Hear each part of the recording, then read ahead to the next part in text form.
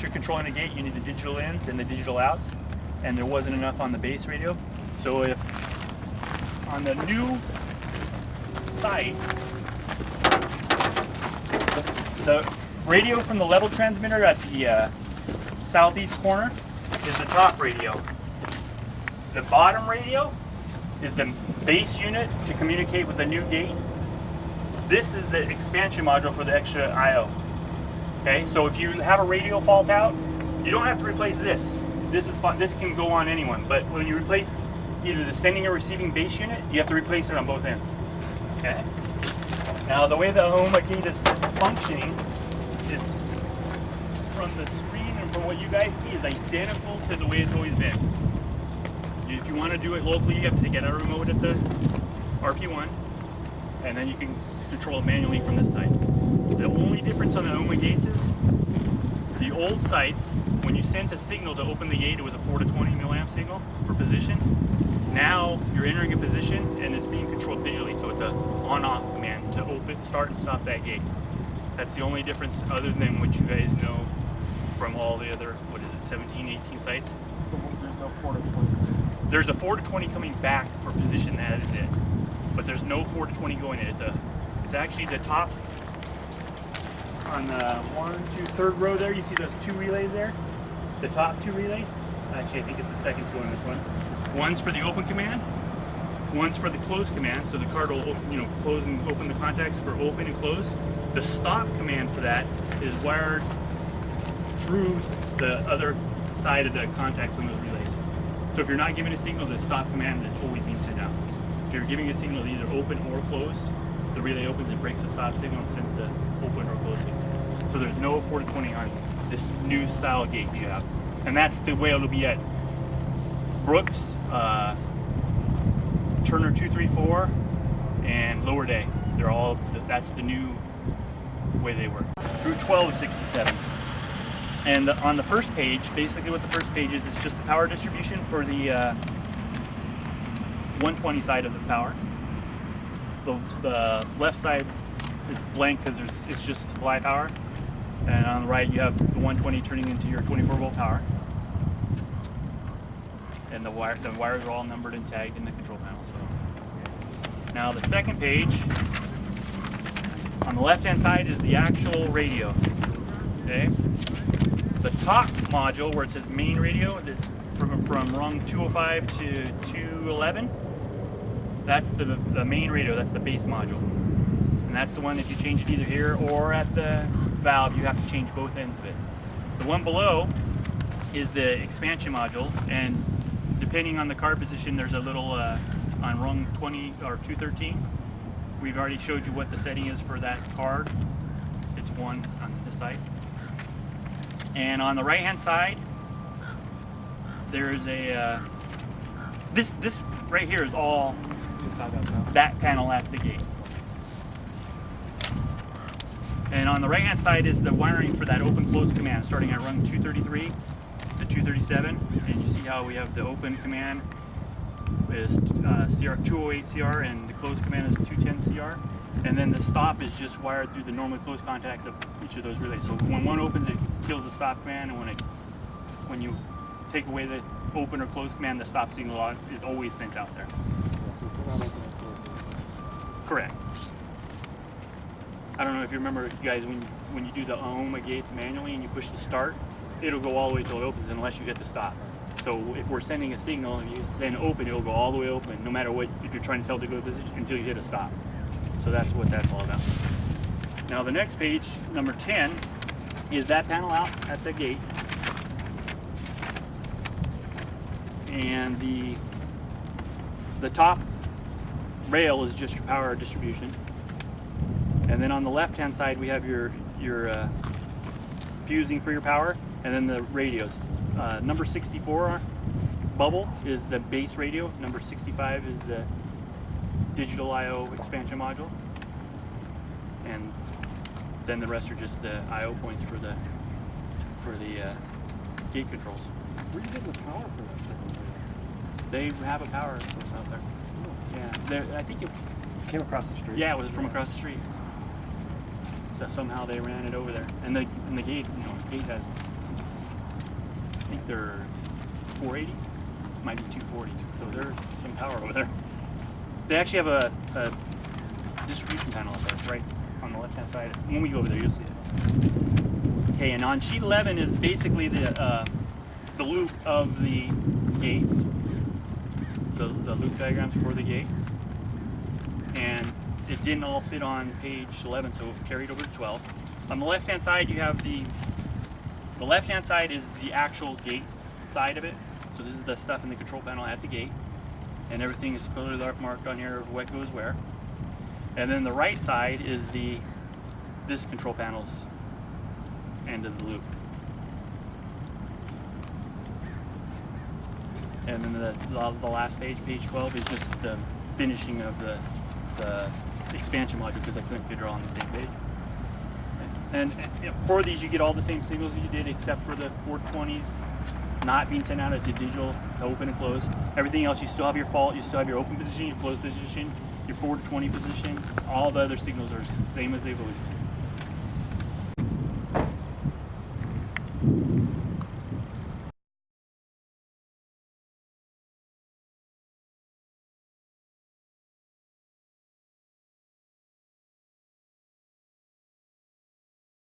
From across the street, and I'm pretty sure it's that pedestal by that telephone pole right there. I've never had to go and turn the power off. It's always been on when I got here, but I think that's where it's from. Now this main disconnect is for both the control panel and the gate. The wireless unit's the one we have drawn on here. So remember, the main thing is if you guys have a radio problem, you have to change the base model here and there if you're changing one over. Okay? There's a intrusion alarm in here. There's a limit switch in the top. So if it's open, you'll know. If you get a power failure, if the power is off here, what you'll get here is a communication fault back there because it's not communicating. So that's one indication. It could just be somebody turning this off. And there's no controls there. All the controls are at CP1 for this gate. Okay. So this is the antenna that goes to the bottom one on that mast over there. That top mast is what actually goes to RP1. That's the big radio, the MDS 900 megahertz radio. Okay. Any questions on this one here?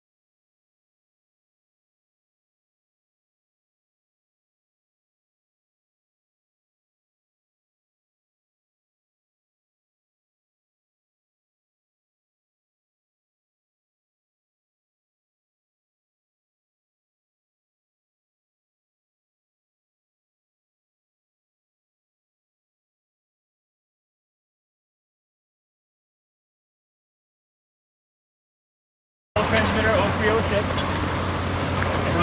This is a standard level transmitter you have at all the existing basins. It's the one with the bullet shape.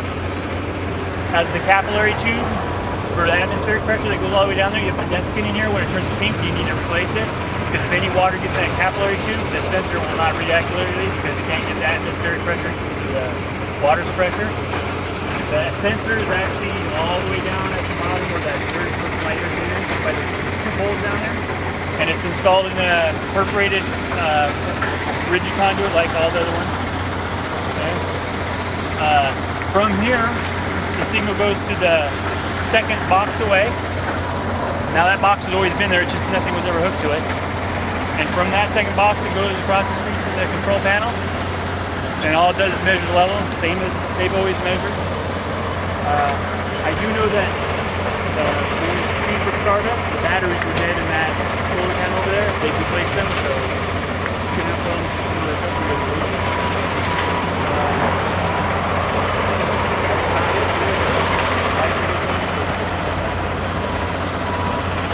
only other wireless on the system. The rest are all hardware. Questions on this? 13 of 67. Drawing 13 of 67 is from here through the radio to all the control room. On the left side is the basin. So the basin signal comes up from the level transmitter into this box, which is right here. From this box, it goes underground to that second panel there, which is this box, and wireless over to across the street. It's all in the C4 control panel.